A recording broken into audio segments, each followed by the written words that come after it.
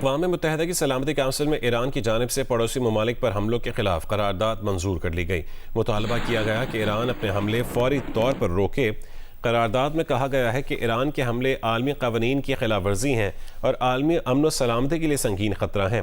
Iran की जानिब से हमलों में Bahrain, Kuwait, Oman, Qatar, Saudi Arab, अमारात और उर्दन निशाना बनाए गए। खलीजी ममालिक की जानिब से तैयार मुसवदे के हक़ में 13 वोट आए। ईरान के हमलों की मज़म्मत से मुतालिक करारदाद पर चीन और रूस गैर हाजिर रहे। बहरीन के मंदूब का कहना था कि ईरानी हमलों की मज़म्मत के लिए करारदाद 135 ममालिक ने को स्पॉन्सर की। पाकिस्तान भी खलीजी ममालिक की जानिब से ईरान के खिलाफ पेश करारदाद का शरीक मुआवन था। ये अक़वाम मुत्तहिदा की तारीख़ में पहला मौका था कि कोई करारदाद 135 शरीक मुआवनीन ने पेश की।